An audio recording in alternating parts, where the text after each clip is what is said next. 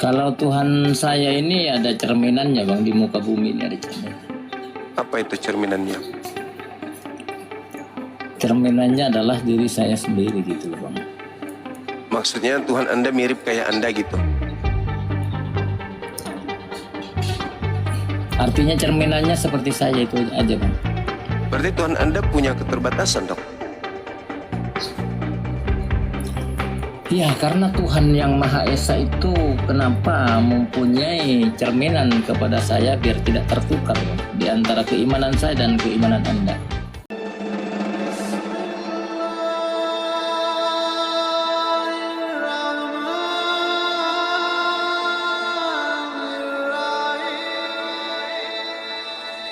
Kalian juga mengakui Yesus ada. Sekarang Isa ada nggak dalam dunia nyata? Oke, nih tak ajarin. Kamu diam, tak ajarin. Nah, Isa itu adalah tokoh yang pernah hadir di tengah-tengah kaumnya Bani Israel. Mereka orang Yahudi menyebutnya Yesua. Dalam bahasa Aram disebut Iso. Dalam bahasa Arab disebut Isa. Ingat, keturunan Abraham itu memiliki 3 bahasa. Yang pertama Ibrani, yang kedua Aram, yang ketiga Arab. Yunani nggak masuk. Yunani itu bahasa pagan. Yesua, Isa, Iso. Itu adalah satu oknum yang berbeda dengan pelafalan nama yang berbeda. Tapi satu oknum yang sama.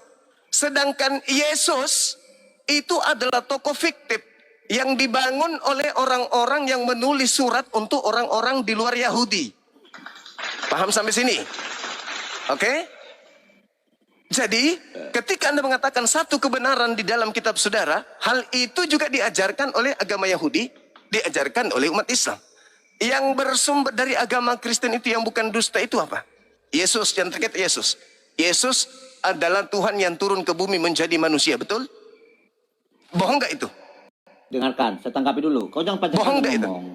Bohong nggak itu? Diskusinya berunut. Nah, silakan. Oke. Silakan. Tadi kau katakan ya, kemarin waktu kapan kita diskusi, kau menyangkal Yesus adalah Isa. Betul? Kau sangkal Yesus adalah Isa. Sekarang narasimu adalah Isa adalah Yesus. Oke, saya bantah lagi. Dengarkan saya. Isa alaihissalam datang di tengah kaumnya. Ketika orang-orang abad pertama menulis tentang Isa dalam bahasa Yunani, mereka menyebutnya dengan sebutan Isaus. Isaus. Kenapa ada berbeda? Karena antara Isaus dengan Kristus itu adalah 2 oknum yang berbeda. Baik. Paham sampai sini? Oke, coba buktikan. Kalau Isa itu memang ada, sejarawan mana pernah meneliti tentang Isa pernah ada lahir bawah pohon kurma? Oke, di mana ada siapa yang pernah raih? Tidak ada kelahiran bawah pohon kurma, tidak ada. Baik. Buktikan kalau ada. Siapa peneliti? Boleh enggak kita buktikan secara Bible terkait dengan apa yang Anda sampaikan di sini, bahwa Bani Israel menyebut kota-kota mereka dengan sebutan kota kurma. Dan Anda boleh menunjukkan kepada saya apakah orang-orang Israel menyebut kota mereka dengan sebutan kota kandang. Bagaimana? Tunjukkan datanya di mana Isa pernah lahir. Tunjukkan kalau pernah ada kelahiran. Tunggu dulu. Nabi Isa diberitakan lahir di bawah pohon kurma. Berarti di tempat kelahirannya sana itu ada pohon kurma. Tunjukkan datanya di mana kelahiran Saya di bawah kasih pohon kurma dalil. di mana. Saya kasih dalil. Tunjukkan. Di dalam kitabnya orang Yahudi, Hakim-Hakim 3 nomor 13. Di situ dijelaskan bahwa raja ini mengajak Bani Aram, Bani Amon, dan juga Bani Amalek. Kenapa mereka menjadi sekutunya? Lalu majulah ia kemudian dan memukul orang Israel kalah. Kota pohon kurma diduduki oleh mereka. Jadi orang-orang Israel berada pada kota pohon kurma.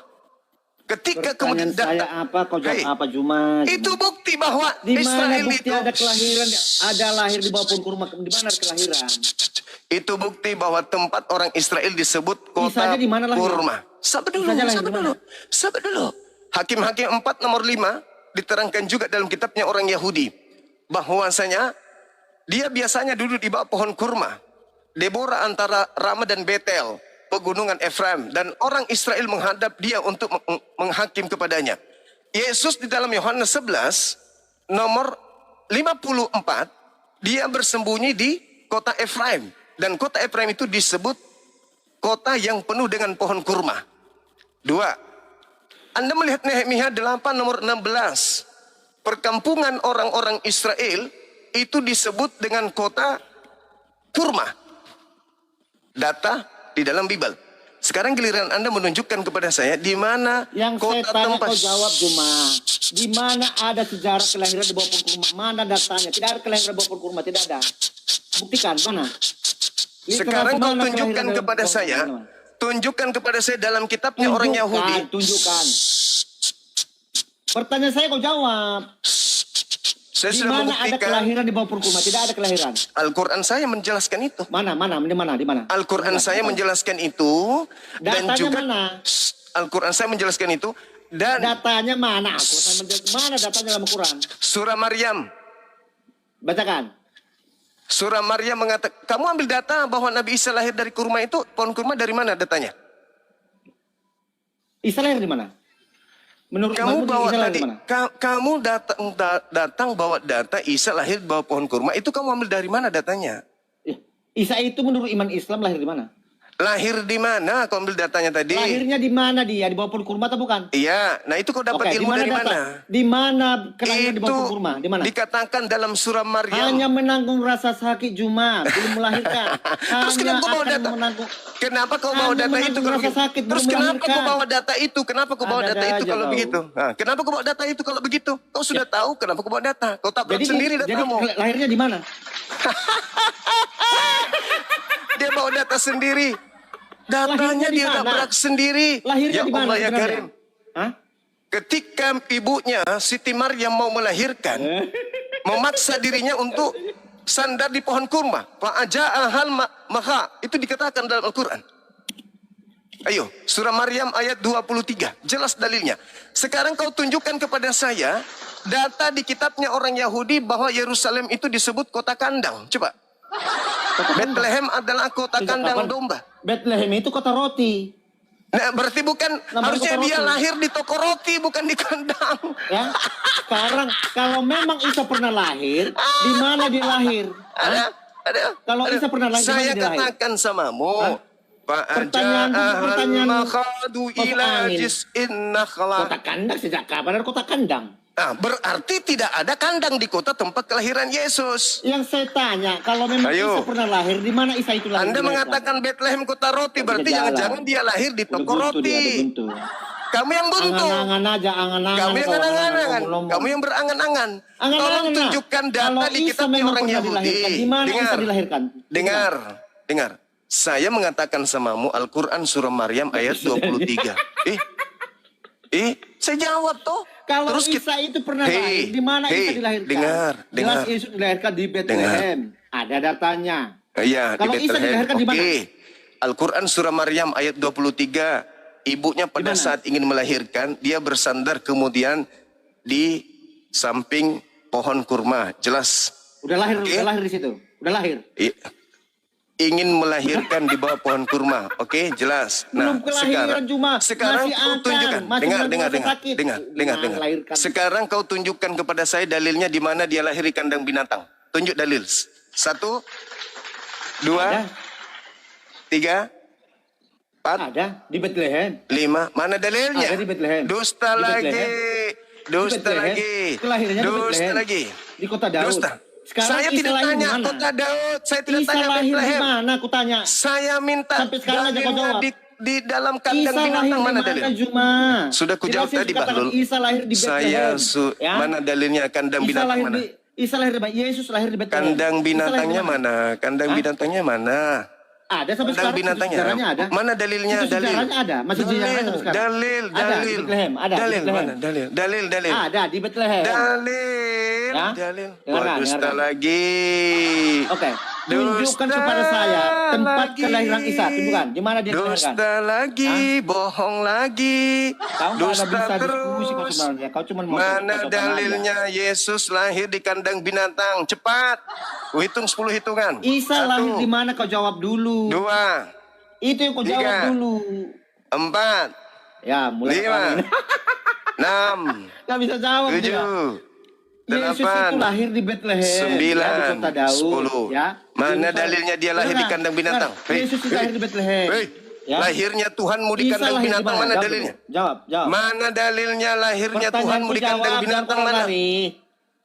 Ayo. Bisa jawab nggak? Isa lahir di mana? Sudah kujawab tadi udah. Sekarang giliranmu mana? Giliranmu mana? Di mana dalilnya di Bibelmu itu, surat kabarmu itu, Yesus lahir di kandang binatang.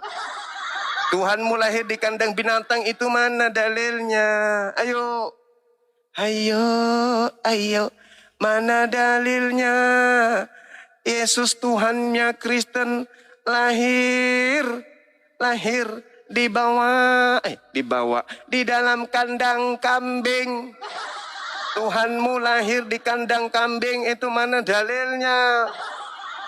Tuhanmu lahir di kandang bebek. Mana dalilnya? Ada Tuhan lahir di kandang bebek. Ada Tuhan lahir di kandang binatang. Reketek, reketek. Bangga kali Tuhannya lahir di kandang binatang. Reketek, reketek. Ada orang pede kali Tuhannya lahir di kandang binatang. Tek, tek, tek. Mukanya sudah ungu. Mukanya ungu. Mukanya ungu. Tuhannya kambing. Lahir di kandang kambing. Reketek. Tuhannya lahir di kandang kambing. Tuhan lahir di kandang kambing. Mana dalilnya? Mana dalilnya? Mana dalilnya? Tuhanmu lahir di kandang binatang. Mana dalilnya? Tuhanmu lahir di kandang binatang. Saya sudah menunjukkan dalil Nabi Isa alaihi salam lahir di bawah pohon kurma. Al-Quran surah Maryam ayat 23 sampai ayat 25. Selesai. Sekarang tugasmu tunjukkan dalilnya. Di mana Tuhan kau lahir di kandang binatang? Pendusta lo, pendusta. Pendusta, oh pendusta, pendusta. Ada pendusta mengatakan Tuhannya lahir di kandang binatang. Mana dalilnya? Tuhanmu lahir di kandang binatang. Tang, tang. Tuhan lahir di kandang binatang. Ada bangga lahirnya Tuhan di kandang binatang. Saya aja lahir di puskesmas, tapi ada Tuhan lahir di kandang binatang. Oh, oh ye ye. Tuhannya lahir di kandang binatang.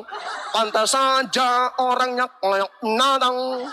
Tuhannya lahir kandang binatang. Pantas aja dia kayak binatang. Binatang itu hanya lahir di kandang binatang. Mukanya sudah ungu seperti pisang rebus. Malu, malu, malu, malu, malu. Tertawanya dipaksakan. Ada Tuhan lahir di kandang binatang. Malu nih. Malu, sembahannya lahir di kandang binatang. Semiskin-miskinnya orang miskin, tak ada yang melahirkan di kandang binatang. Semiskinnya orang-orang miskin, tak ada orang lahir di kandang binatang. Ada dia panglima, panggilannya panglima, tapi hanya makhluk kandang. Makhluk kandang dituhankan, makhluk kandang disembahnya, makhluk kandang lah Tuhannya. Kandang bek bek bek, kandang sapi ngoek ngoek, kandang ayam kukuruyu, kandang kucing meong meong, kandang asu au au au au au au au au, kandang singa. Tuhanmu menang, menang, menang. Dia sangat senang. Tuhannya lahir di kandang binatang. Senang, senang, senang. dia sangat senang. Tuhannya lahir di kandang binatang. Belum bertobat. Tak ada dalilnya Tuhannya lahir di kandang binatang. Yang ada Tuhannya lahir di dalam palungan. Kembali kepada tema dusta dalam segala hal. Silakan buka kamera. Silakan Bang. La la la la la la la. Live-nya langsung dibatasin. Cuma Langsung. Oke saudaraku. Benarkah Tuhan Anda lahir di kandang binatang? Di kandang domba. Ada dalil? Ada. Coba tunjukkan.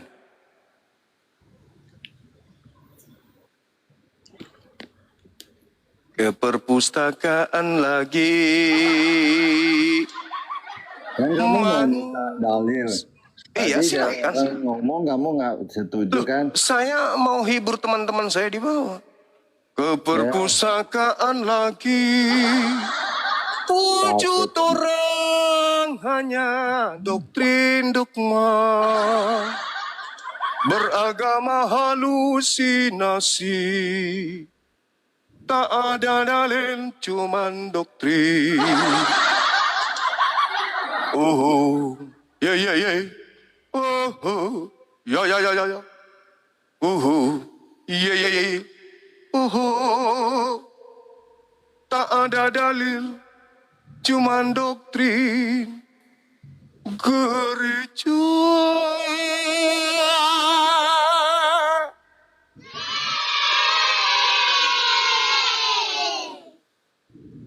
Ayo, semangat Bang, semangat.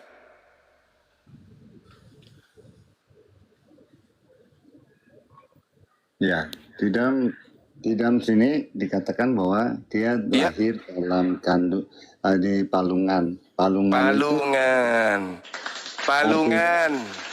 Ya. Kandang binatangnya mana?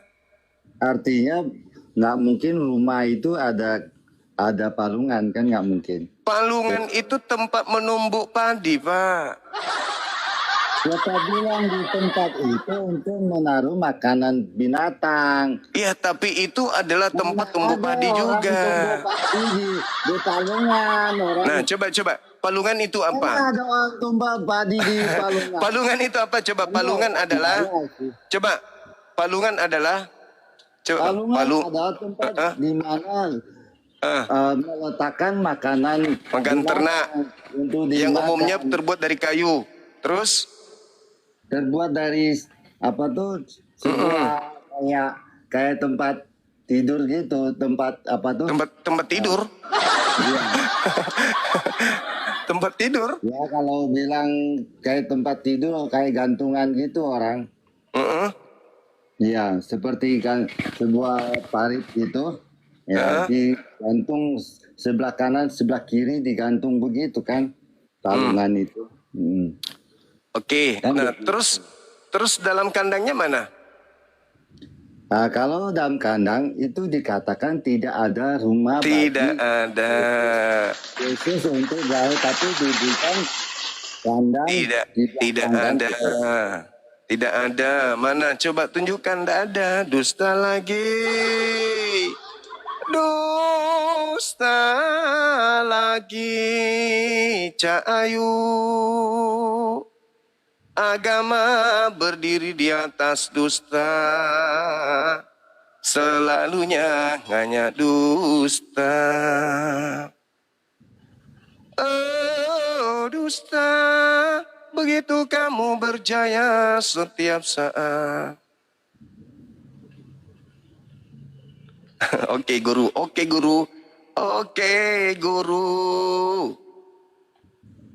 Makasih Bang Arif. Apalah dayaku Cak Ayu, manalah bedengnya. Oh mama di mana Tuhanmu lahir di kandang binatang? Dalilnya adakah?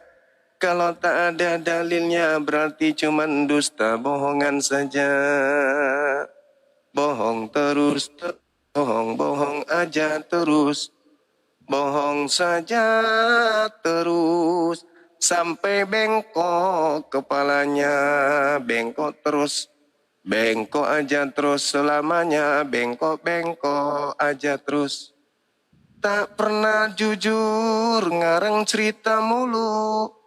Dikatakan ada Tuhan lahir di kandang binatang. Tapi ternyata dalilnya pun tak ada. Hanya doktrin dogma. Itu kalau kita melihat di sini bahwa dalam Lukas 2 ayat 7 ia melahirkan seorang anak laki-laki, anaknya yang sulung, lalu dibungkusnya dengan lampin dan dibaringkan di dalam palungan karena tidak ada tempat bagi mereka di rumah penginapan. Dalilnya kalau dia di kandang binatang mana dalilnya? Di dalam palungan.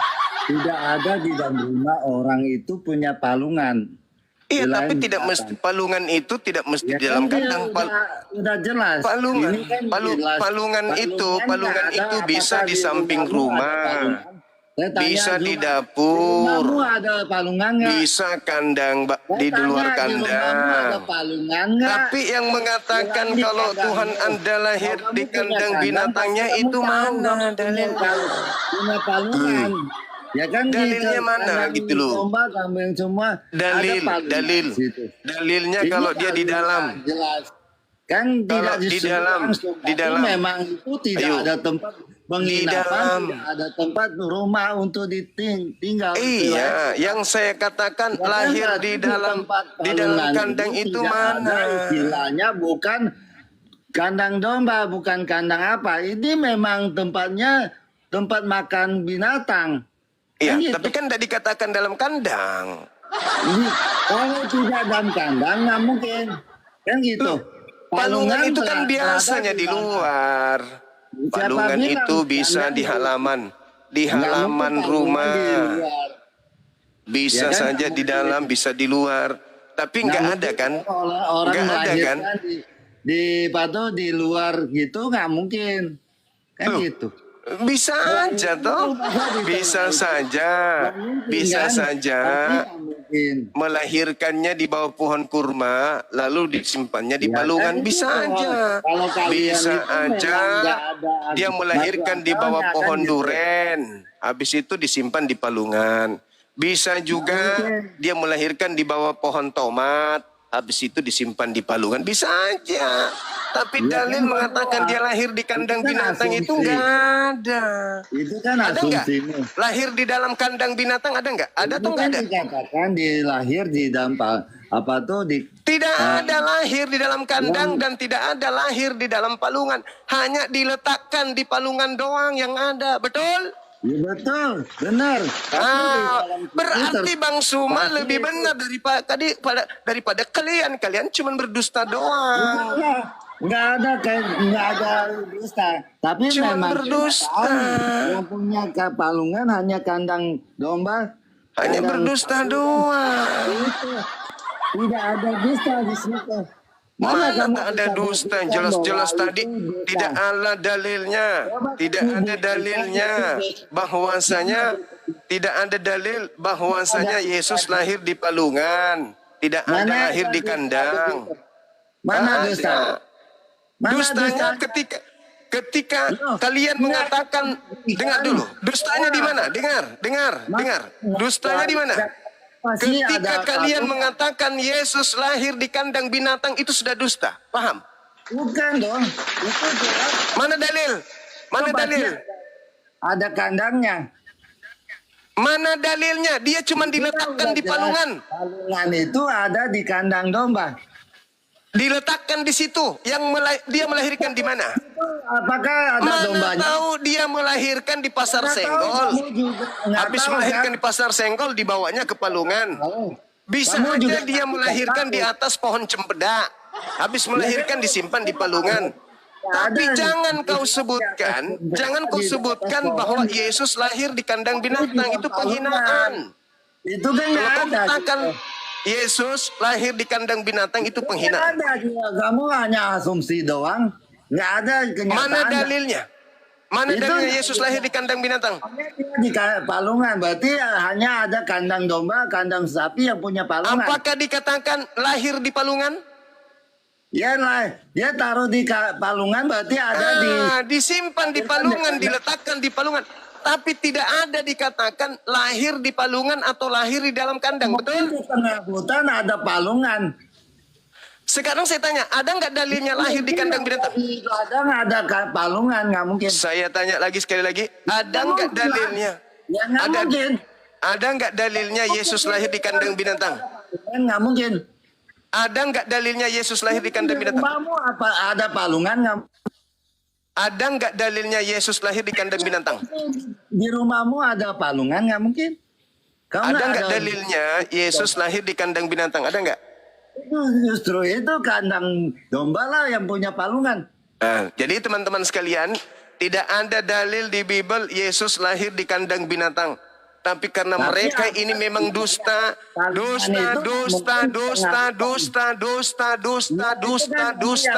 maka mereka mendoktrinkan kalau Yesus itu lahir di kandang binatang. Tidak ada dalil. Saudara-saudaraku Kristen, tolong berhenti mengatakan Yesus lahir di kandang binatang. Beliau manusia mulia. Beliau manusia mulia.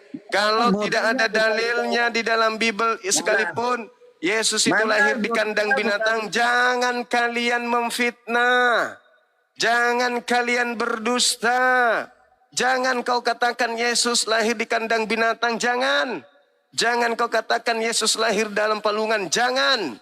Yang tertulis di dalam kitab di Lukas 2, itu hanya menceritakan bayi tersebut diletakkan dalam palungan. Tapi tidak dilahirkan di palungan dan tidak ada dalil dilahirkan di dalam kandang binatang. Jangan kau menghinakan Tuhanmu sendiri. Gak ada dalil kan? Dusta dalam segala hal. Dusta dalam segala hal. Jadi Halo, bangga lah selamat kau ya, sore. Ya, buka Ya, kameranya, Bang. Ya. Iya Bang Juma, maksudku jadi bangga lah kamu ya. Saya meluruskan Nabi Yesus, kenapa dibilang kandang binatang lahirnya? Kamu Ada dalilnya? Kalau kutanya sama Enggak, kamu ada nggak dalilnya? Saya tanya, ada nggak dalilnya Yesus lahir di kandang binatang? Kalau emang kamu emang benar, kamu ada nggak dalilnya? Saya katakan, ada nggak dalilnya Yesus di kandang binatang? Ada? Lah kan kamu sendiri yang bilang meluruskan orang-orang itu. Tapi kamu ada nggak dalilnya? Saya bertanya dulu, ada nggak dalilnya iman Kristen yang mengatakan Yesus lahir di kandang binatang? Ada atau tidak ada? Oke, saya turun. Kamu bangga ya? Dadah. Sampaikan salamku sama Estra Soru dengan siapa? Pendeta-pendeta senior kalian. Suruh hadapi saya di sini. Jadi itu hanya fitnah. Fitnah yang berkepanjangan 2000 tahun. Yesus manusia mulia, manusia suci, difitnah lahir di kandang binatang tanpa dalil. Apa itu namanya? Dusta. Makasih sahabatku Yasmin. Jumpa lagi kita setelah kita berpisah 6 tahun. Ketemu lagi kita di sini. Dusta lagi. Karangan Lukas, Matius, Markus, Yohanes, Paulus dilabeli Alkitab. Bohong lagi. Theos dibungkus menjadi Allah. Dusta lagi.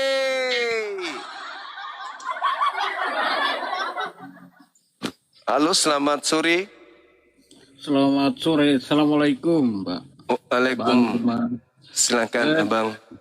Cuma saran Pak ini, kalau melihat dari ini, mohon Bapak hati-hati sekali Pak. Artinya keamanan Bapak. Iya. Sangat berhati-hati. Saya membela kebenaran. Saya nggak perlu takut sama siapapun. Mereka yang memfitnah Yesus. Aku yang meluruskan. Aku yang meluruskan. Udah ini abangku, udah bismillah. Terjun di dunia ini, dunia apologet ini, bismillah. Kalian harus ikhlaskan itu, bismillah. Dengan menyebut nama Allah.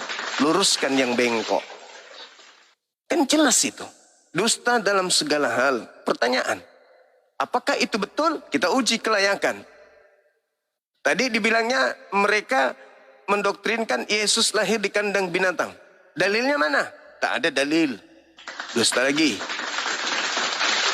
Iya dusta dong. Ini masih materi-materi ringan aja. Mereka udah tersiksa kali. Gimana kalau materi berat? Begitu saudara-saudaraku.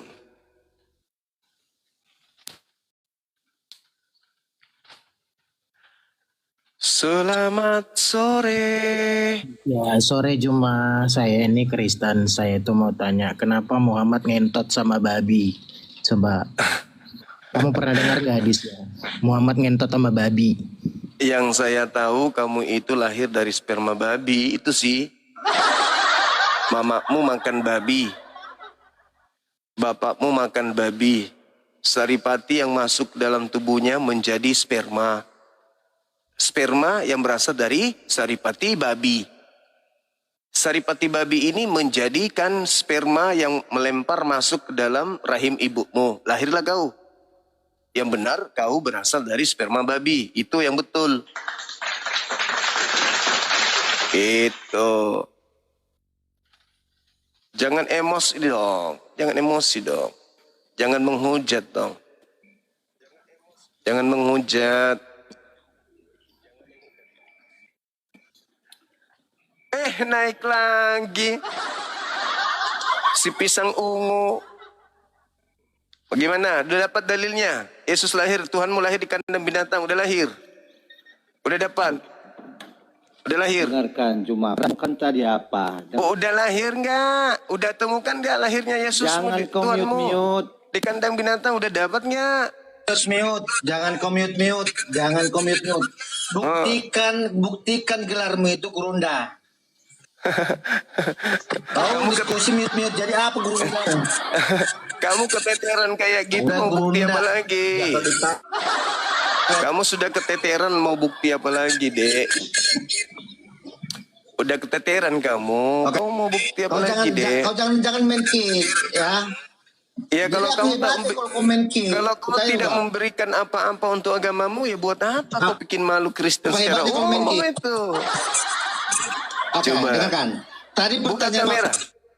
Buka apa yang kameramu. sebenarnya dengarkan. Buka kameramu. Tadi aku bilang, apa yang sebenarnya itu Yesus itu apa yang nyata dan Kameramu.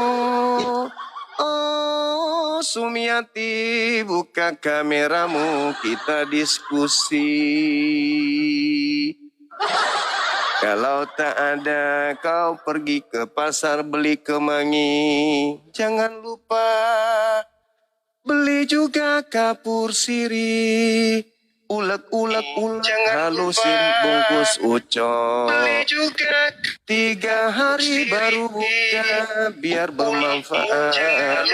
Si ucokmu itu. Daripada kau bahas agamamu tapi bikin malu agamamu sendiri. Cak Kangkung. Halo, selamat sore. Saudara Romeo. Halo. Halo. Sariwawan dia, Sariwawan.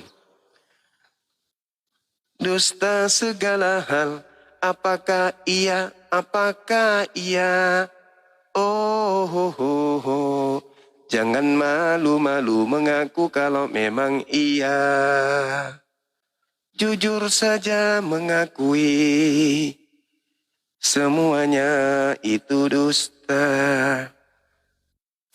Bahkan sekedar Tuhanmu pun lahir di kandang binatang pun ternyata itu dusta, tak ada dalilnya.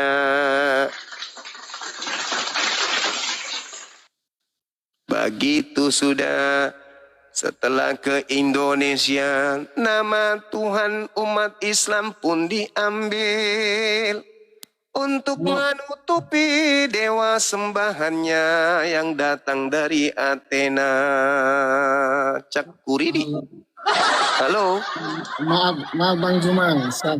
Maaf abangku. Assalamualaikum warahmatullahi wabarakatuh abangku. Waalaikumsalam warahmatullahi. Tadi tuh pingin saya dengar itu si kutu kampret tadi Panglima itu yang jelek-jelek. sorry bang, momotnya lagi press, lagi full tenaga beliau. Tinda Dio Pramatama. Masuk ke Indonesia, Theos digantinya menjadi Allah. Oh Sunarti, sampai kapan kamu sadar?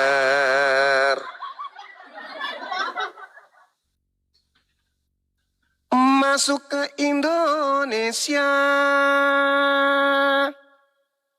tadinya bukunya disebut karangan Markus, Injil karangan Lukas, berubah jadi Alkitab.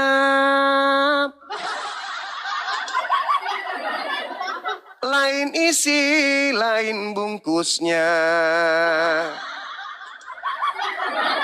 Lain isi dalam, lain isinya. Lain sampulnya. Halo. Halo Bang Juma. Halo saudara Melkisedeng, apa kabar? Ya. Puji Tuhan, baik. Iya, oke. Tema saya, dusta dalam segala hal. Itu adalah titik 2. Silakan. Oke. Dusta dalam segala hal. Ini semua ya bisa saya juga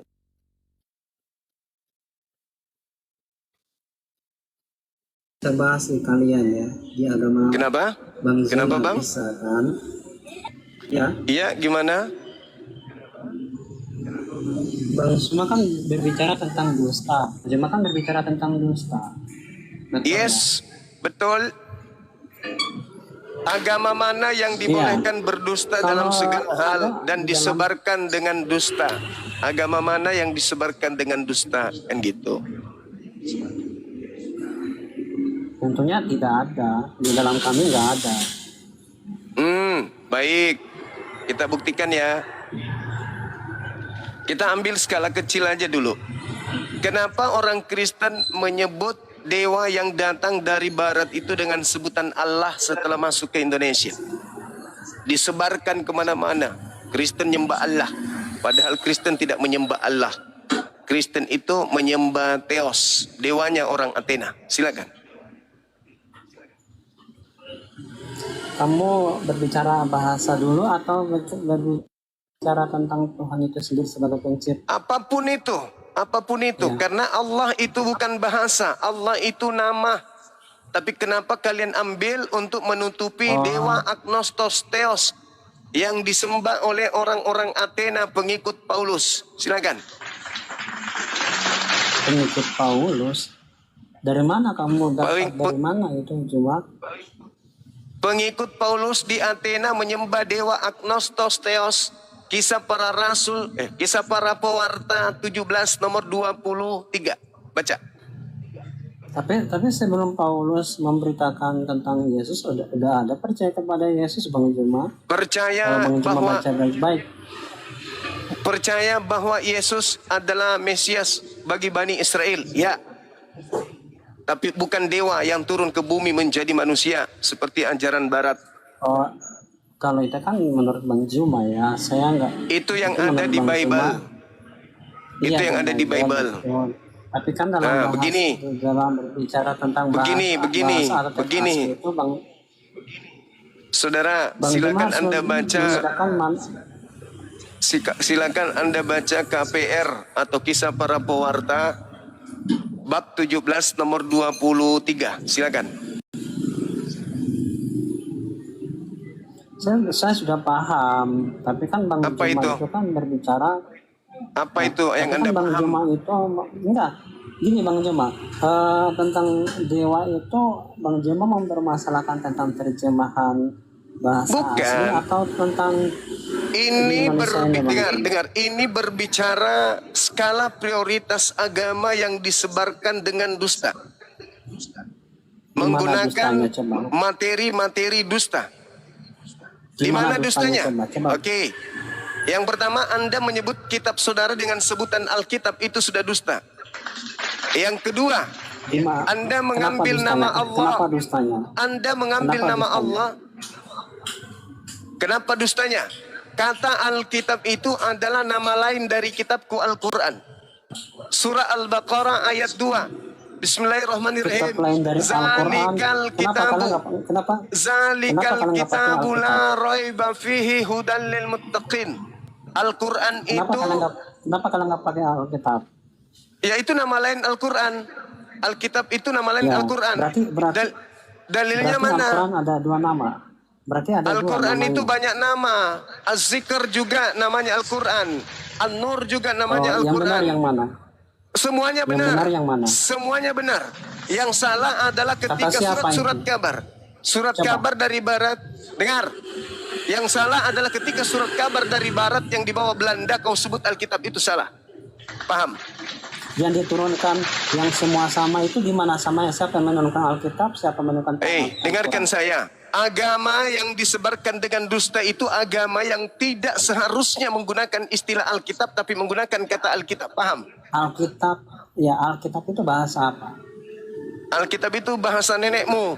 Udah kau dibawa ilmumu sayur lontong, nggak ada ilmu. Nggak bisa kan? Ini nggak bisa kan? Kamu nggak bisa, nggak bisa.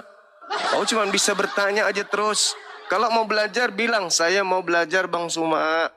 Jangan sombong. Udah modal kumis 12-13. Udah gayanya setengah matang kayak gitu. Banyak cerita. Lain dibahas, lain dibilangnya. Assalamualaikum Abang Zuma. Waalaikum Bang. Apa perintah?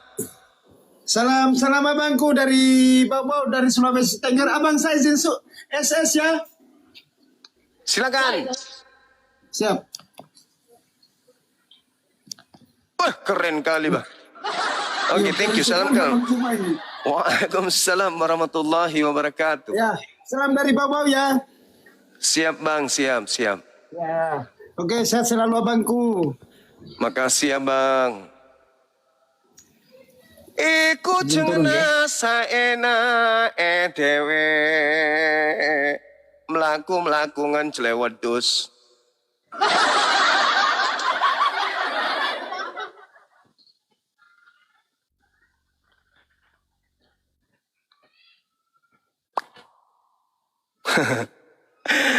Ayo. Ayo teman. Aku udah sering mendengarkan kalian itu. Islam boleh dusta dalam 3 hal. Assalamualaikum Bang Zuma. Waalaikumsalam warahmatullahi wabarakatuh. Assalamualaikum Bang Zuma. Waalaikumsalam warahmatullahi wabarakatuh. Dari mana Bang? Bang Zuma. Nanti meja. Wa huzzi ilaiki jihis nakhlati tusaqita alayki rutaban janiyya. Halo? Halo Bang, mau SS sebentar Bang. Mau SS mau screenshot. Izin Bang ya. Dari Oke, lanjut. Oke Bang, Assalamualaikum. Waalaikumsalam warahmatullahi wabarakatuh. Baletan rina sunan recokia kau mantena sentoni pualla ta'ala kau malla sulang sumasulau ribabuan indona sempuan maraja Tomala saropale nawasangito seha. Orane malosu-losu malampe gemat nana sengipuan nalamarupa. Mapanasi sengitau malam. Assalamualaikum Bang Zuma. Waalaikumsalam warahmatullahi wabarakatuh. Izin guru dari Lombok, mau PC aja. Sebentar aku buka kamera. Panrase anggota. Siap guru. Siap. Bentar guru, bentar. Aduh, kok bisa ya? Aku tahan napas bang, makanya nggak bisa. Sebentar. Oke, lagi. Lagi. Bisa kan? Nggak bisa. Tadi tahan napas, HP-nya ikut-ikutan, nggak bisa berfungsi, ngadet HP-nya. Tahu melosu-losu malam pegemet nai pila baco na sengi jelmaan dewa. Semangat suri. Assalamualaikum Gurunda. Waalaikumsalam warahmatullahi wabarakatuh abangku. Akun akal cerdas Gunda. Siap. Walah. Eka mase kurilino. Assalamualaikum. Waalaikumsalam warahmatullahi wabarakatuh. Pak Haji. Allahu Akbar. Sorry. Bang Arif. Pak Haji kita tadi itu loh Pak Haji kita itu. Allahu Akbar. Orane malosu-losu mesuri babuana indona na sengi puang. Artinya seorang laki-laki yang telanjang badan dengan rambut panjang dianggapnya Halo, Zuma. Tuhan. Halo Selamat sore, juga. Zuma. Halo juga. Buka kameranya bang. Buka Itu kamera. tadi yang buka kamera. Begini Zuma, kata Nandar, ada dua roh penyampai firman, roh kudus dan roh kebenaran. Iya betul itu. Benar nggak? Benar. Jadi milik Yesus itu roh kudus, sementara yang lain nabi-nabi itu adalah roh kebenaran. Itu benar nggak? Salah bukan begitu.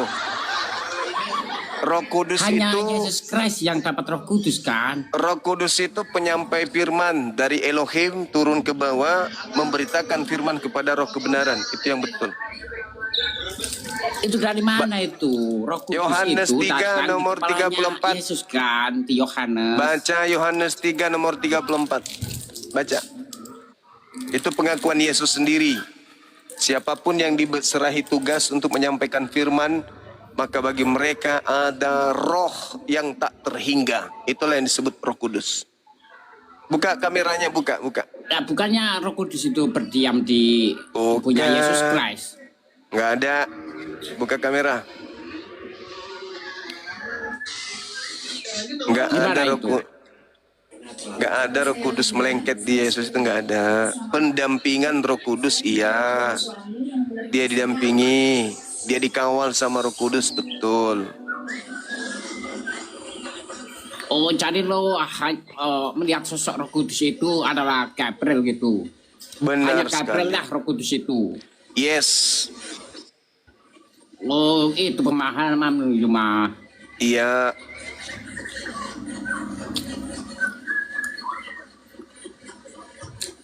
Apakah setiap orang itu bisa mendapatkan roh kebenaran? Bisa. Kata lu Bisa. kan Gabriel nggak akan bisa masuk ke dalam manusia. Orang yang melakukan kebenaran, Manusia awam, ya. rohnya itu sudah benar. Orang yang melakukan tindakan mensucikan diri mereka dari kemaksiatan itu juga bisa disebut Roh Kudus. Tapi untuk gelar itu hanya diberikan kepada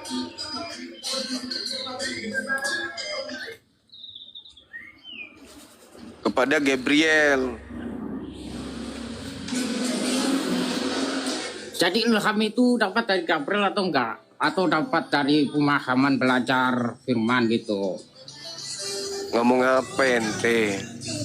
Begini, kan ada orang yang bisa mengarang, katanya dapat ilham, aku mengarang sebuah firman.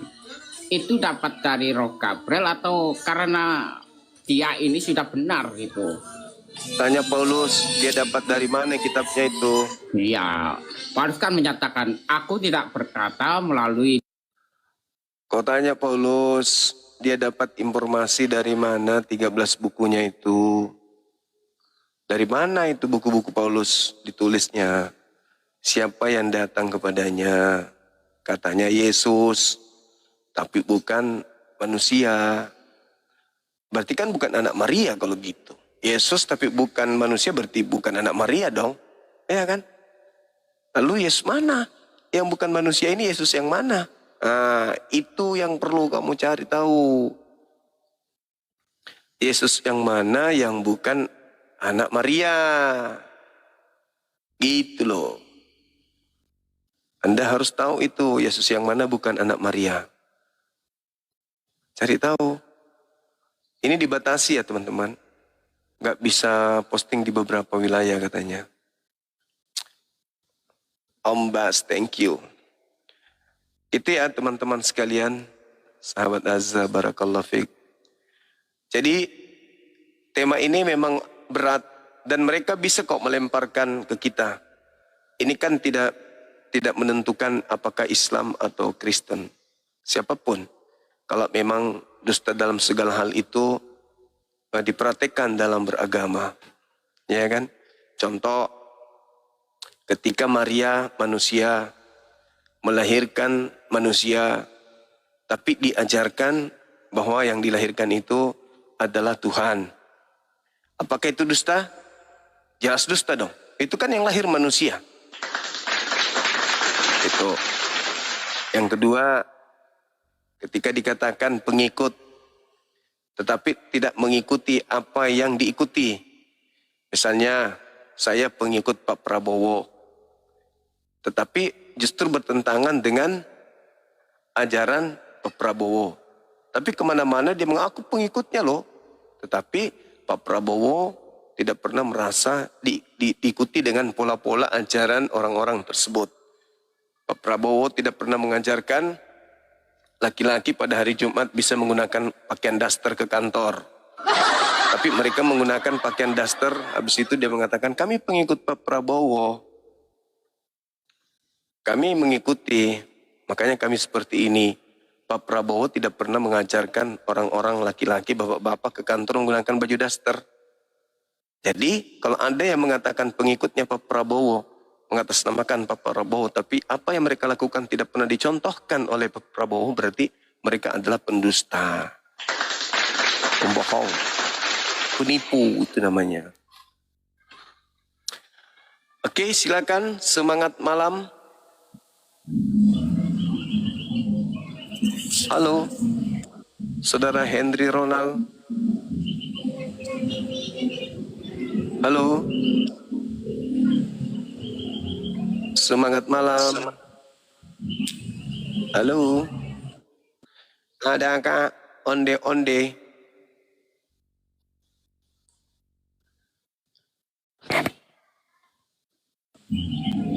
Halo. Dia membisu lagi. Tak ada perlawanan selain hanya nipu-nipu saja. Dibilang kasih, tapi ternyata tidak. Tak ada cerminan kasih dalam ajarannya. Oh mama, selamat sore. Iya, kena pembatasan gak apa-apa. Gak masalah.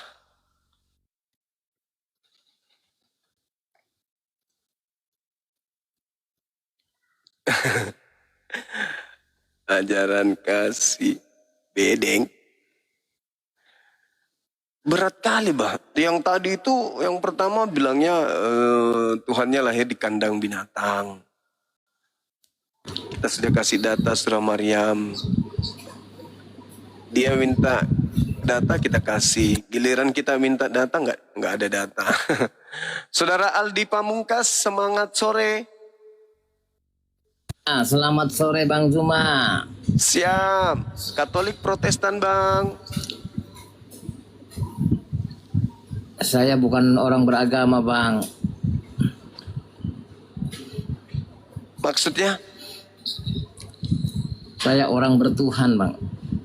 Orang bertuhan, iya, silakan. Tuhan mana yang Anda sembah, yang bertanduk 7, bermata 7, yang netek sama ibunya, atau yang tidak serupa dengan makhluk? Ya, Tuhan itu nggak ada ceritanya yang Bang menyerupai apa seperti makhluknya. Jadi? Ya, itulah yang dikatakan Tuhan yang benar itu adalah Tuhan yang Maha Esa, Bang. Iya, terus? Apa yang ingin Anda sampaikan? Ya, menurut Bang Suma, Tuhan yang Maha Esa itu kajiannya seperti apa sih Bang Suma? Coba saya ingin tahu dengan Bang Suma. Al-Quran kami surah Al-Ikhlas, kuncinya itu di situ. Itulah Tuhan kami, Bang. Qul huwallahu ahad. Ajarkan, sampaikan bahwa Tuhan itu ahad. Tuhan itu satu. Allahus samad, Tuhan tempat bergantungnya segala makhluk. Lam yalid walam yulad, Tuhan itu tak beranak, tidak diperanakkan. Walam yakullahu kufuwan ahad, Tuhan yang kami sembah tidak setara dengan makhluk, tidak setara dengan apapun. Itu cerminan Tuhan kami umat Islam. Kalau abang ini gimana Tuhannya? Kalau Tuhan saya ini ada cerminannya, Bang, di muka bumi ini ada cerminan. Apa itu cerminannya?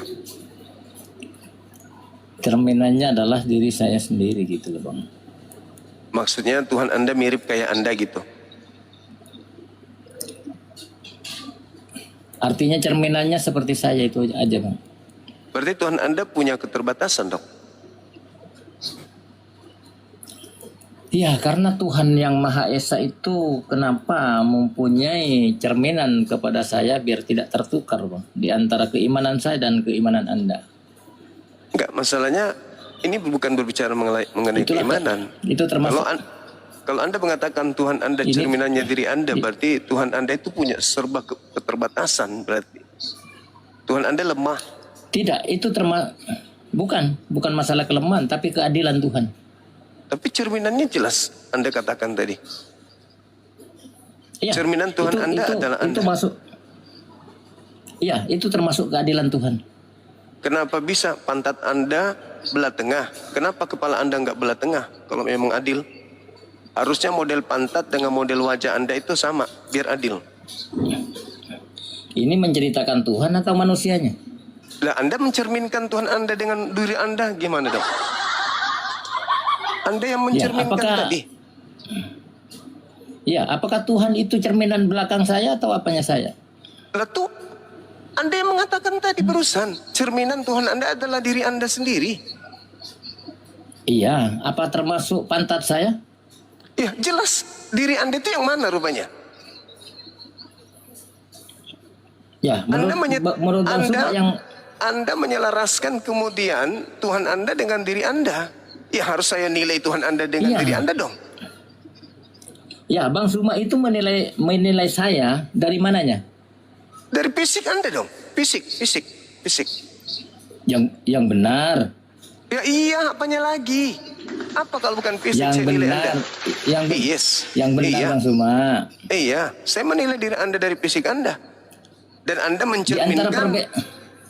mencerminkan sembahan Anda dengan diri Anda. Enggak, begini Bang Suma. Bang Suma bisa membedakan saya dengan Bang Suma dari mananya? Dari wajahnya. Ah, betul sekali. Ya, terus? Betul sekali. Kalau wajah itu masuk, Bang, ya.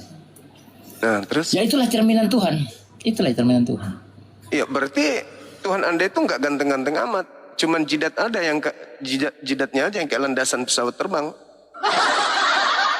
Cuma itu doang. Kalau cuman Tuhan Anda cerminannya adalah diri Anda, berarti kelebihan Tuhan Anda cuman jidat yang kayak landasan pesawat. Selebihnya nggak ada. Nggak ada lebih-lebihnya. Maaf nih, kalau Anda mencerminkan Tuhan Anda cerminannya adalah diri Anda. Ya, salah itu.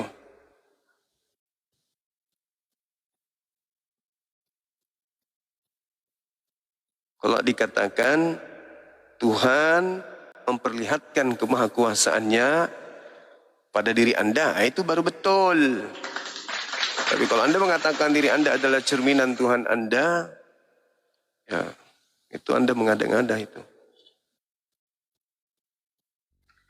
Pada saat orang tidak lihat Tuhan, pada saat pencipta langit dan bumi itu tidak bisa dilihat, Anda mengatakan, ya lihat saya adalah cerminan Tuhan saya.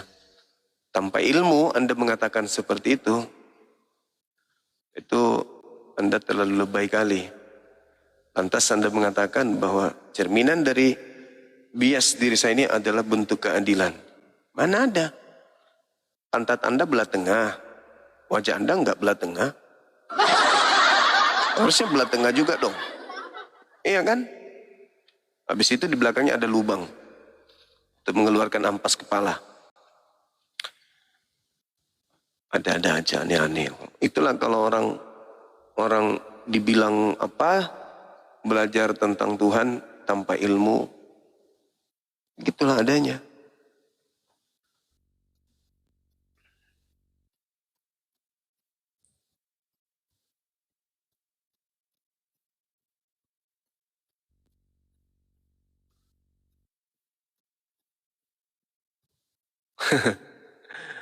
Allahu Akbar, Allahu Akbar, Allahu Akbar, walillahil hamd.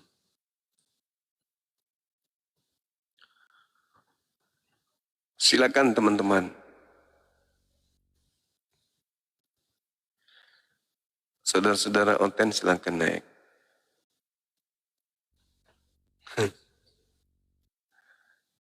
Tetangganya tadi itu ya, gangguan. Mosok kelihatan paten, tapi ilmu minim, ya gitulah adanya. Halo, selamat sore. Halo, assalamualaikum. Waalaikumsalam. Dari mana bang? Muslim bang. Alhamdulillah. Bukan apa yang ditunggu-tunggu istrinya pulang. Gak pulang-pulang. Alhamdulillah. Alhamdulillah. Pulang. Siap. Silakan abang, ada yang ingin disampaikan? Robert belajar Alkitab. Belajar Al-Quran dong. Sudah sampai mana pelajaran Qurannya? Iqra berapa bang? Maksud? Itu belajar Alkitab katanya. Berarti belajar Al-Quran dong. Maksudnya? Alkitab iya, salah satunya Al-Quran. Ya, disebut Alkitab juga Al-Quran. Iya. Jadi Anda belajar Al-Quran ini? Iya, saya lagi belajar Al-Quran nih bang. Surat Al-Jin. Sudah sampai mana pelajarannya? Surat Al-Jin adalah surat ke-27. Surat ke-27. Terus? Kalau lebih spesifik lagi, 2 itu adalah dalam Pancasila kemanusiaan yang adil dan beradab. Jadi tentang manusia. 2. Lalu 7. 7 itu bisa juga disebut simbol L, simbol pemisah. 2, 7. Silakan buka kamera dulu bang, biar lebih asik belajarnya. Di sini gelap. Tidak apa-apa ya? Gak apa-apa. Silakan. Gelap tapi saya masih bisa baca. Iya, silakan, tidak apa-apa. Iya. Surat Al-Jin 1 sampai 28, surat yang ke-27 ya. 28. Oke, saya kupas dari yang pertama ya. Silakan. Saya kupas Ini dari yang pertama mengenai agamanya apa ini, katakanlah Abang? dalam kurung. Oh, saya. Iya. Saya animisme. Animisme saya. Ya, katakanlah darung atau dalam kurung Muhammad telah diwahyukan kepadaku bahwa sekumpulan jin telah mendengarkan darung lagi dalam kurung. Makasih Bang, makasih. Al-Quran. Oh iya.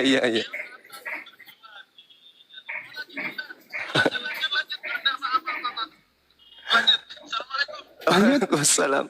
Siap komandan, perintah. Ya. Oke, lanjut. Dari animisme. Oke, siap. Iya, animisme. Katakanlah darung dalam kurung Muhammad telah diwahyukan kepadaku. Ini Muhammad yang ngomong nih. Telah diwahyukan kepadaku bahwa sekumpulan jin telah mendengarkan darung dalam kurung Al-Quran.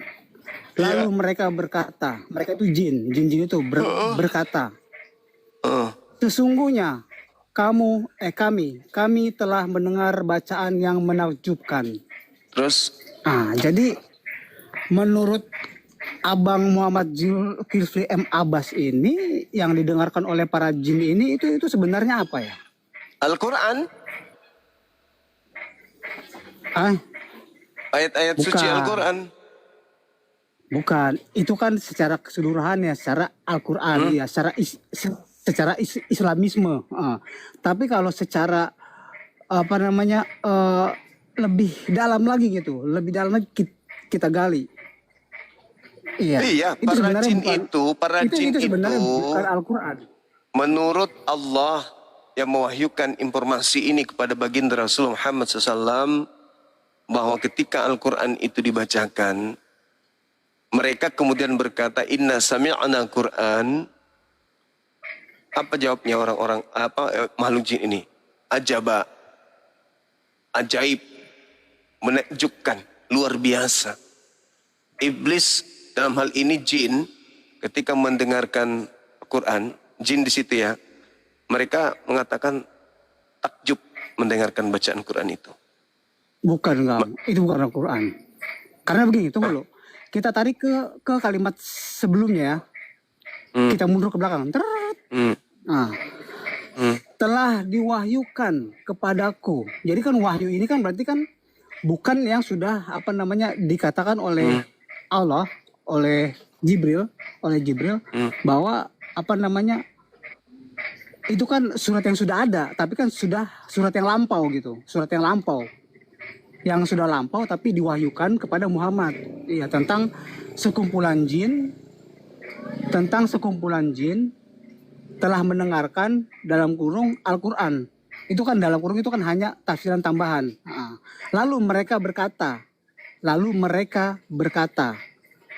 sesungguhnya kami telah mendengar bacaan yang menakjubkan. Ini kan, jadi kan kata-kata jin yang sesungguhnya kami telah mendengar bacaan yang menakjubkan, itu perkataan itu kan sudah dikatakan sebelum Al-Quran ada, sebelum Jibril menemui Nabi Muhammad. Ya, jadi kan setelah diwahyukan kepadaku. Jadi bacaan apa yang mereka dengarkan sebenarnya? Bacaan apa yang menakjubkan itu? Al-Quran. Itu pertanyaannya. Al-Quran? Bukan Bang, Al-Quran kan belum ada. Loh, waktu itu kan dulu disampaikan kepada Nabi Muhammad, itu kan sudah jelas tuh. Nabi Muhammad disampaikan bahwasanya, gimana? Kan telah diwahyukan kepadaku. Yang namanya diwahyukan kepadaku, itu kan berarti kan perkataan si Jibril nih. Iya. Kan? Perkataan si Jibril bahwa dia telah mewahyukan kepada Muhammad bahwa sekumpulan jin telah mendengarkan.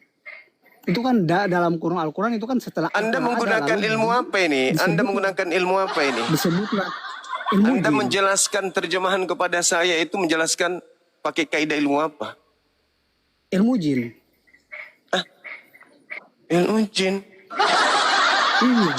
La haula wala quwata illa billah. Belajar surat Al-Jin. Kalau saya bacakan ayatnya, wa anna lamma sami'nal huda amanna bih. Itu merujuk kepada mana? Huda di situ merujuk kepada Makanya saya tanya, Anda menggunakan disiplin ilmu apa dalam mengkaji terjemahan Al-Quran? Wa anna lamma sami'nal huda amanna bih. Huda yang di situ dimaksud huda di situ yang mana? Oh, udah pergi dia. Kalau Anda bisa jawab itu, berarti Anda sudah tahu bahwa wahyu yang diperdengarkan. Waalaikumsalam. Minal izin wal faizin, mohon maaf lahir dan batin. Minal izin wal faizin. Barusan itu pasien saya yang lepas, saya minta tolong ya kepada teman-teman, pagar depan itu tolong dikunci. Pasien saya lepas itu tadi ya, minta tolong ya. Terima yang kasih. Mana? Itu saja. Yang mana pasiennya? Ya. Barusan tadi Gurunda. Itu ya. Baik, terima kasih Gurunda. Mohon maaf Gurunda. Oke, siap-siap. Ya, siap-siap. Pasien kawan kita ternyata. Aduh, dia mengaku animisme. Jadi di ayat dari surah Al-Jin itu sendiri menerangkan itu, petunjuk itu adalah Al-Quran. Al-Quran yang dimaksud di sana. Bukan kitab lain. Ternyata dia orang sakit, teman-teman. Tadi ada dokternya datang. Tapi begitu saya lihat tadi abang kita ini bukan dokter ODGJ juga, bukan ODGJ juga, bukan dokter ODGJ. Mbak Caca, Ukhtia Caca. Tapi dia itu dokter kelamin kurasa tadi. Ayo teman-teman silakan naik lagi. Masih ada waktu kita untuk berdiskusi tema ini. Silakan.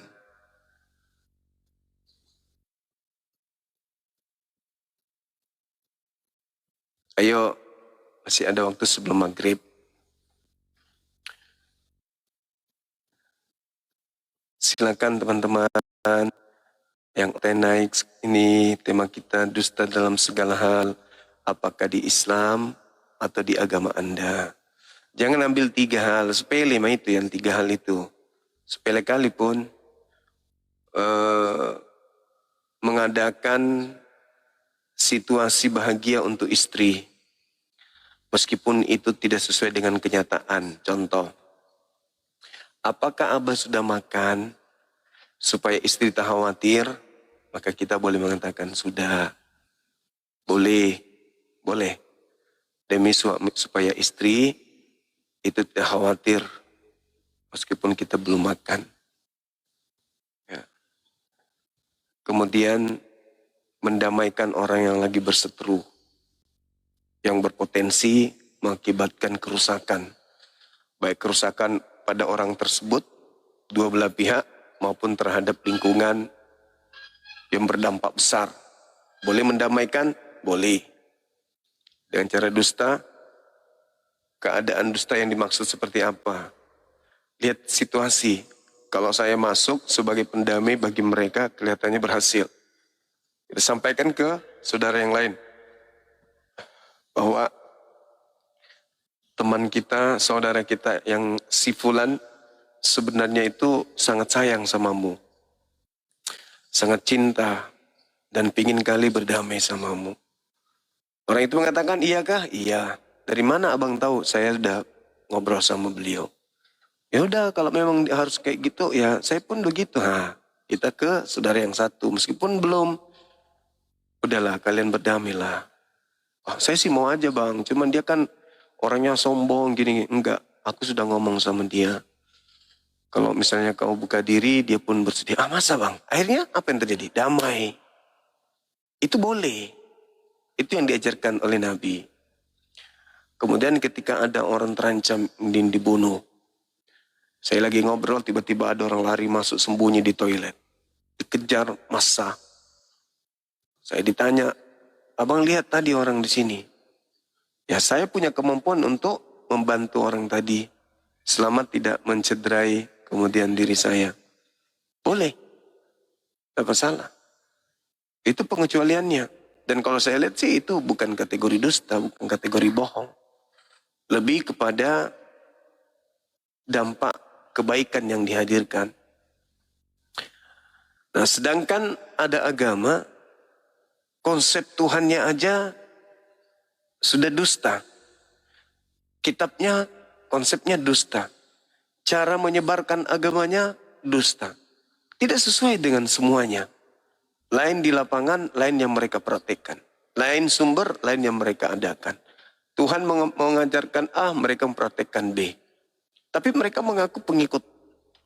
Tapi pada praktiknya tidak sesuai dengan apa yang mereka ikuti. Nah gitu.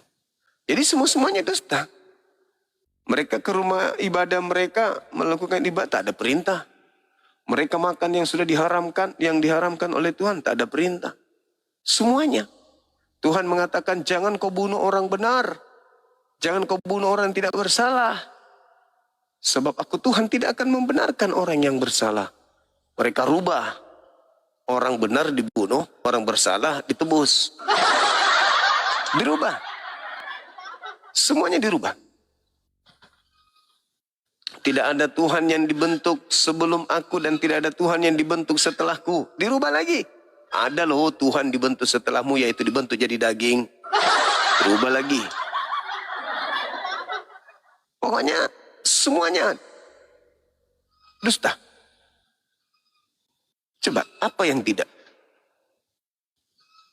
Nah, ini teman-teman. Makanya kita minta mereka, saudara-saudara kita ini untuk naik ke sini, menjelaskan ke kita bahwa keliru jika ada agama disebarkan dengan dusta itu keliru.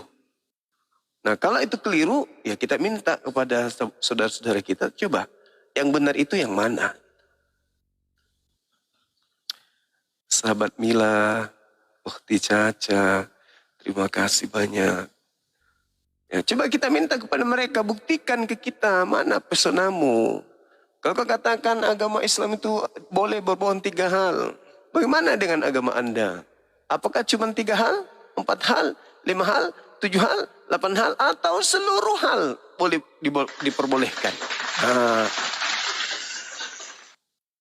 ini harusnya mereka menyadari itu.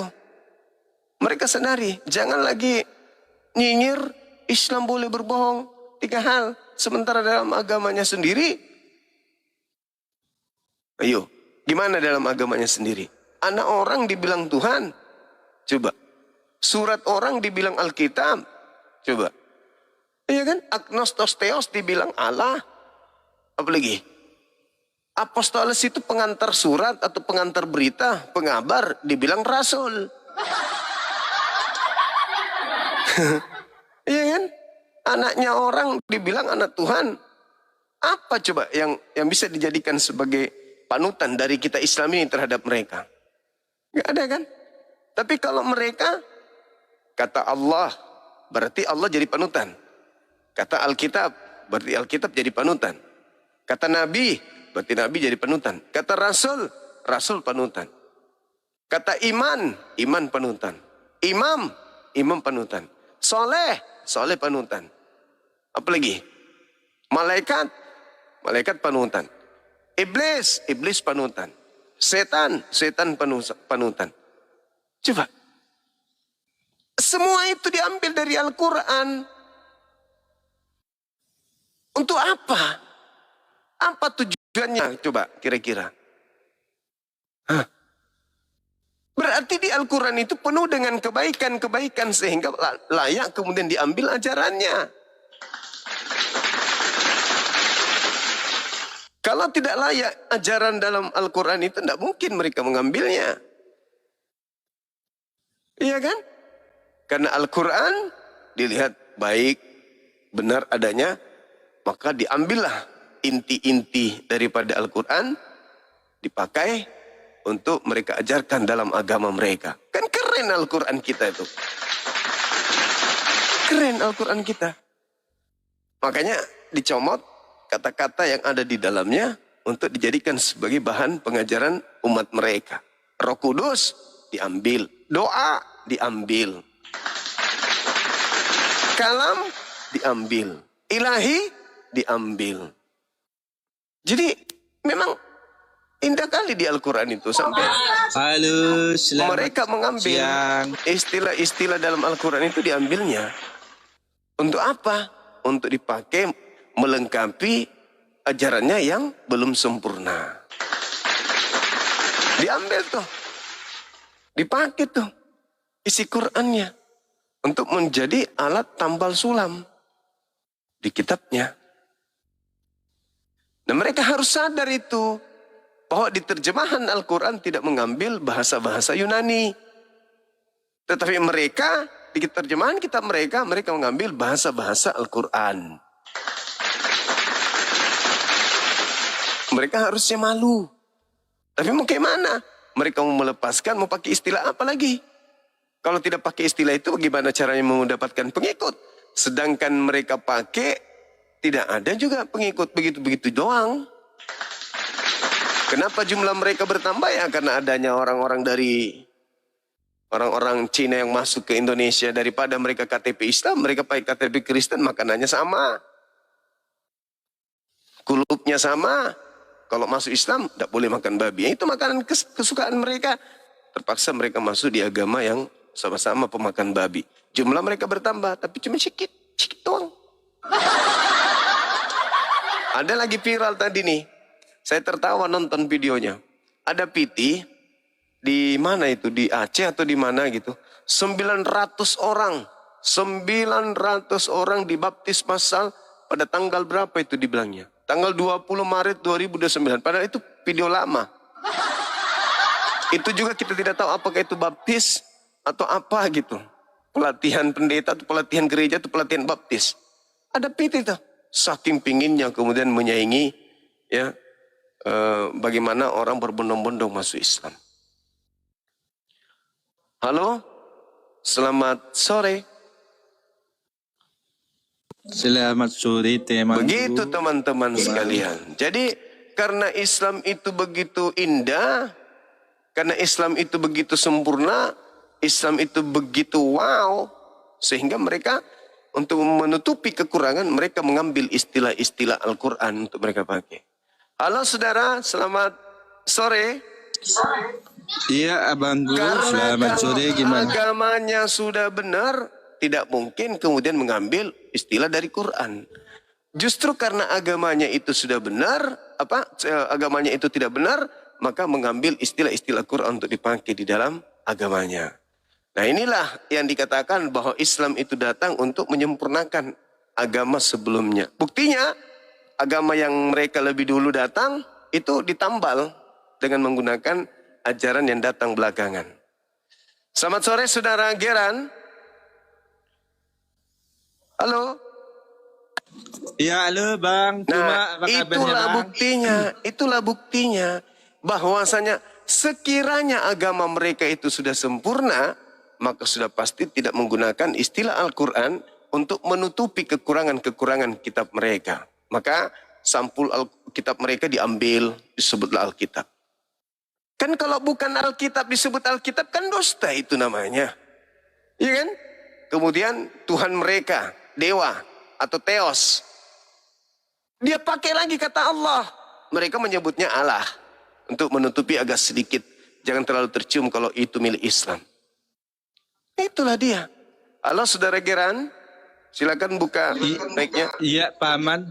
Nah, paman ini kita pengikut.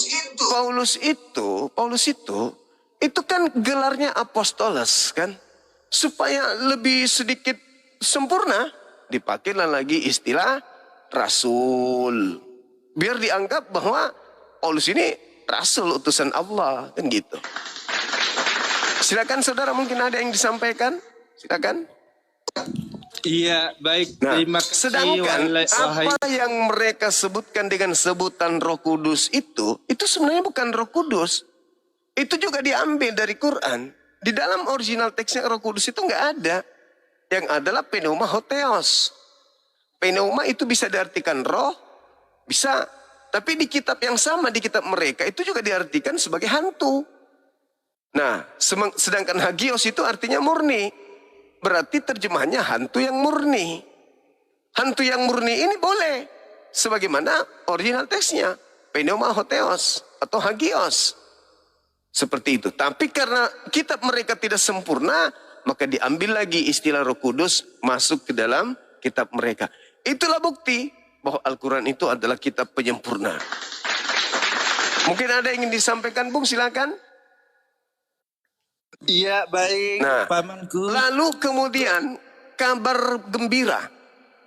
Mereka tutupi lagi tuh dengan kata Injil.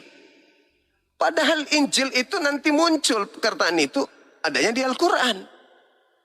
Di kitab mereka itu mana ada? Evangelion. Apa artinya Evangelion? Kabar gembira. Kabar baik. Kabar sukacita. Bukan Injil.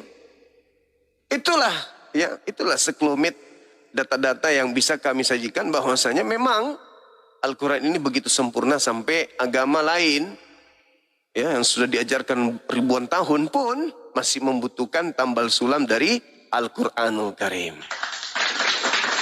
Nah, bagaimana tanggapan Saudara Geran atas apa yang telah saya sampaikan barusan? Iya, pamanku bagus sekali. Sebab pamanku. kalau mereka tidak menggunakan istilah-istilah Al-Quran ini, maka agama mereka akan nampak ini karya tangan dari orang-orang Roma Yunani. Makanya mereka menutupi itu semua dengan menggunakan istilah Quran. Supaya keyakinan mereka itu tidak nampak kemudian bahwa oh ini berasal dari Athena, ini berasal dari Roma, di mana mereka memang penyembah dewa-dewa. Terbukti hari ini masih mereka gunakan. Lalu mereka ibadah hari Minggu, masih ada Natalan dan seterusnya. Itulah bukti, itulah cerminan yang tidak bisa kita ragukan. Nah, kita semua tahu itu. Nah, mungkin ada masukan dari Saudara Geran atas apa yang telah saya sampaikan tadi. Silakan. Iya, pamanku. Terima kasih, pamanku. Itu pun bisa disadari oleh mereka. Disadari oleh mereka. Bahwa sampai hari ini orang Yahudi itu tidak ke gereja ibadah. Orang Yahudi itu tidak ibadah hari Minggu. Orang Yahudi itu tidak meninggalkan Torah dengan mereka makan babi tidak bersunat. Tetapi mereka ini yang bukan Yahudi, ngaku-ngaku Yahudi, ya itulah yang terjadi. Kitabnya di Perjanjian Lama adalah mengambil Tuhannya Yahudi, Perjanjian Baru mencomat Tuhannya umat Islam. Nah, di mana Tuhan mereka sendiri? Yaitu agnostos theos itu yang diajarkan Paulus di Athena. Tapi kenapa mereka kemudian tidak mau menggunakan original teksnya kembali?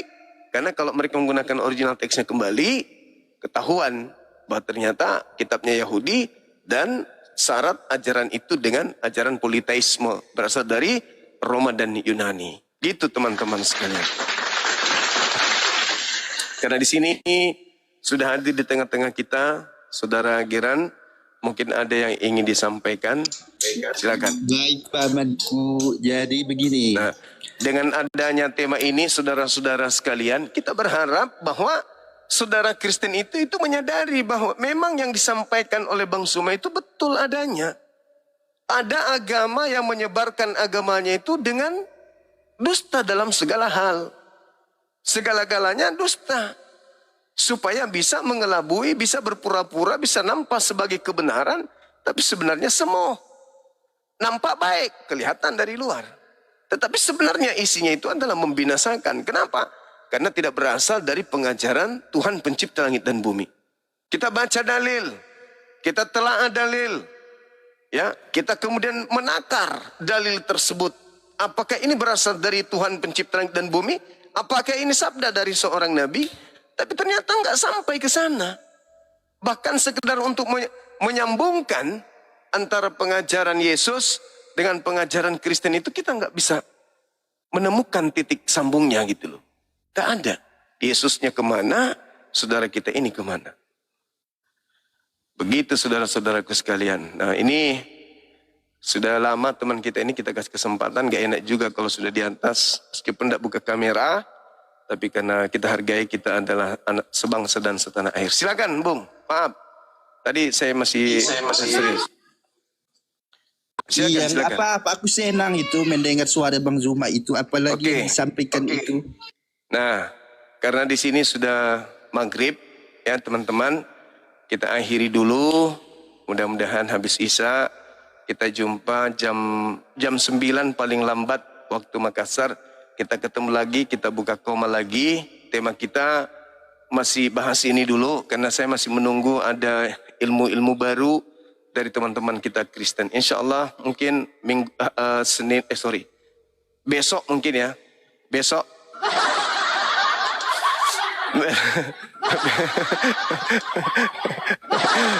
Insya Allah besok. Insya Allah besok kita akan mengulas kembali tentang diskusi saya dengan Pendeta Esra Soru. Materi yang saya diskusikan dengan Pendeta Esra Soru akan saya ulas kembali. Dan saya akan minta kepada teman-teman pakar dari sebelah untuk menyanggah saya terkait dengan perdebatan saya dengan Pendeta Esra yang berjudul Ulangan 18 siapakah yang dinubuatkan di situ. Sepakat nggak? Nabi yang sama seperti Musa itu diterangkan di dalam kitab Ulangan 18 kita bahas ya setelah materi ini. Ini saya sudah diinformasikan juga ada beberapa masukan dari abang kita Tengku Nasrullah. Beliau orang baik yang memperhatikan Bang Suma, Masya Allah. Abang kita yang kita muliakan, ya, Prof. Tengku Nasrullah itu melihat hasil diskusi kita kemarin itu sangat luar biasa. Nah, ingin saya ulas kembali, mudah-mudahan ada yang ilmunya lebih tinggi dari Esra Soru. Silakan hadapi kita bahas terkait tema Ulangan 18 siapa nabi yang sama seperti Nabi Musa ini. Saya kira begitu teman-teman sekalian, karena di sini waktu maghrib, saya juga harus menjadi imam. Jadi saya harus lebih dulu ada di masjid, sementara sudah mau azan. Saya masih di gunung teman-teman, masih di gunung, masih di tempat yang kemarin. Terima kasih udah hadir bersama-sama dengan kita di sini. Meskipun 2 jam, tapi ya lumayan lah ya kan ya. Ada beberapa saudara kita Oten yang kejang-kejang dengan tema kita, yang pada prinsipnya kalau mereka ini benar-benar memahami agama mereka, tentu mereka akan naik dan berdiskusi dengan elegan. Bukan membawa kita dalam suasana yang lebih kepada melawak. Mereka mengatakan Tuhan mereka lahir di kandang binatang. Kita minta dalilnya, ternyata nggak ada. Lahirnya di palungan, ternyata nggak ada. Cuman bayi diletakkan di palungan, iya, kita akui itu di Lukas 2 nomor 1 sampai nomor 20 itu ada itu di situ. Tetapi terkait bahwa Tuhan mereka lahir di kandang binatang, lahir di palungan, itu nggak ada. Tapi kalau Nabi Isa alaihissalam, jelas dia lahir di bawah pohon kurma. Dalam surah Maryam ayat 23 sampai kepada ayat berapa tadi itu? 23 sampai 27. Gitu teman-teman. Itu jelas di dalam Al-Quranul Karim surah Maryam. Oke, kita akhiri sementara. Insya Allah kita jumpa lagi sebentar. Terima kasih atas perhatiannya. Mohon maaf atas segala kekurangan. Ingat, Islam dibolehkan dalam 3 hal yang pada prinsipnya itu bukan dusta. Seperti babi yang haram, tapi ada uzur di situ, dibolehkan dalam keadaan terpaksa. Ini pun 3 hal ini dalam keadaan terpaksa, ya, sampai kita melakukan 3 hal tersebut. Jadi dusta dalam Islam itu sebenarnya itu tidak ada. Nah, sedangkan ada agama yang diajarkan dengan dusta dalam segala hal. Mungkin sebentar malam masih ada yang ingin memberikan penjelasan, kita kasih waktu kepada teman-teman kita untuk belajar. Sebentar malam datang ke sini, memberikan data-data bahwa dusta dalam segala hal itu bukan di ajaran agama kami. Ya, tetapi di mana kalau bukan itu? Kita akan sertakan dalil dari teman kita dari pihak Kristen bawa dalil, kita akan hantam juga dengan dalil Bible. Saya kira begitu teman-teman. Sekali lagi terima kasih dan mohon maaf. Kita tutup. Subhanakallahumma bihamdi asyhadu an la ilaha illa anta astaghfiruka wa atubu ilaik. Salam tauhid, salam satu Tuhan. Jayalah Islam kita, jayalah Indonesia kita. Assalamualaikum warahmatullahi wabarakatuh. Dinda Dio dan yang lainnya, Bang Arif, terima kasih banyak. Oke teman-teman. Sebelum kita tutup tadi ada yang ingat nggak? Ada orang yang tertawa terpaksa. Mukanya udah seperti pisang rebus jadi ungu dia. Pisang kepok yang mengkal. Kalau direbus itu kan ungu tuh kulitnya kan ya kalau udah matang.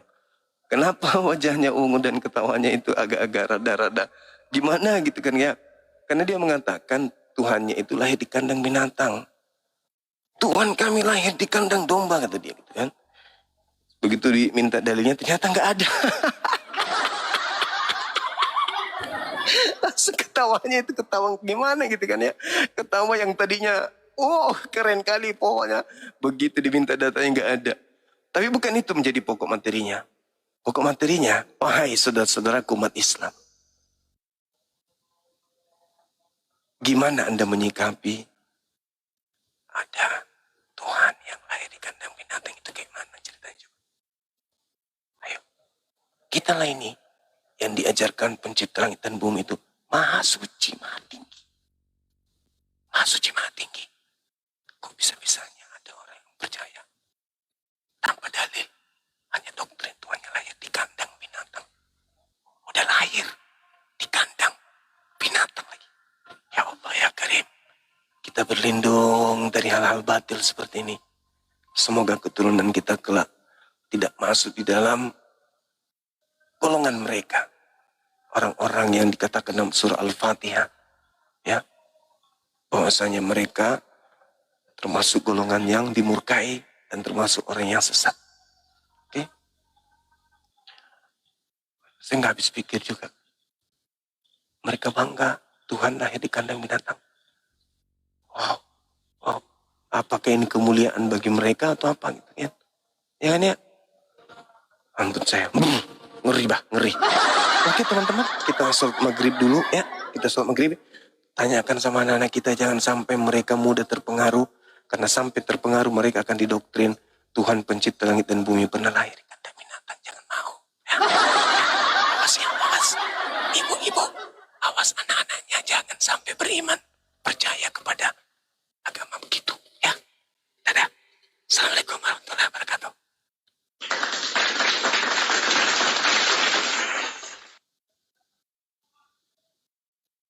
Ngeri kali, Bah. Ada Tuhan lahir di kandang binatang, Bah.